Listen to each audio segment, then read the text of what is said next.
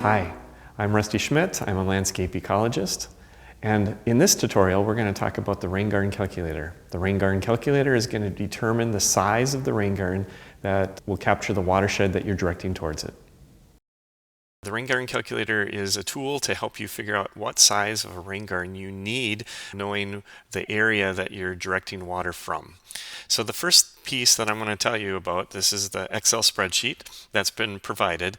The bottom half of this rain garden tool is not used. We're not going to use the clayey soil rain gardens. Just ignore it, and I should probably just wipe it out for you, but it is part of the program. So I'm going to just leave it in there, but don't use it. We're only going to use the top half of the rain garden calculator, which is the sandy soil section. Then the next piece to this is I've kind of made this a little bit easier. The only things that you're going to manipulate or change is the boxes that are in light blue. The top box is the amount of inches of rain that we're going to capture in your rain garden. Currently it's set for 1/2 inch.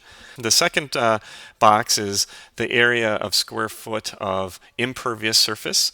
It's located to the right here, so it's 3,385 square feet of impervious surface and 560 square feet of lawn. So that is the area that we're capturing. And the last piece, the last box, is the number of inches that rain garden is that you've already figured out. So for instance, in this scenario, let's change the inches of rain to a 1-inch rain event, because we've already talked about that we want to try to capture the 1-inch rain event instead of this 1/2 inch that's already showing. So change that to 1 inch.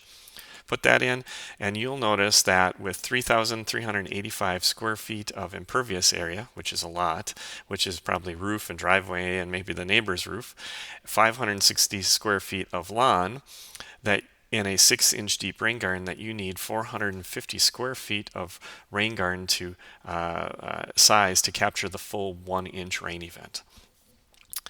In the scenario that maybe you are able to have a deeper rain garden because you have sandier soils, and again, you've calculated this by digging your hole, filling it with water, and testing the soils. Let's say you can have a little deeper rain garden.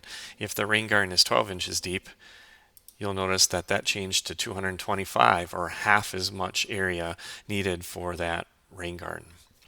But we're going to go back to 6 inches. You've calculated it out, turned out to be 6 inches, and 450 square feet is a large rain garden. Let's change this up, because the other piece to this is it's unlikely that you have this much area of impervious surface. It's probably the reverse. So let's say you have 560 square feet of roof, and you have driveway, and you have 3,385 square feet of lawn, directing this rain garden, directing water to this new rain garden that you're building. The 1-inch rain event in this case, in a 6-inch deep rain garden, is only about 100 square feet. So you only need to build a 100 square foot rain garden. That's a 10 by 10. It's not very large, and that's kind of a little bit more traditional and normal for a rain garden in somebody's yard. Last piece is that you can actually turn this use this calculator to go in the reverse. You know that your depth is 6 inches, but let's say you have area for and would like to build a 200 square foot rain garden instead of a 90 square foot or 100 square foot rain garden.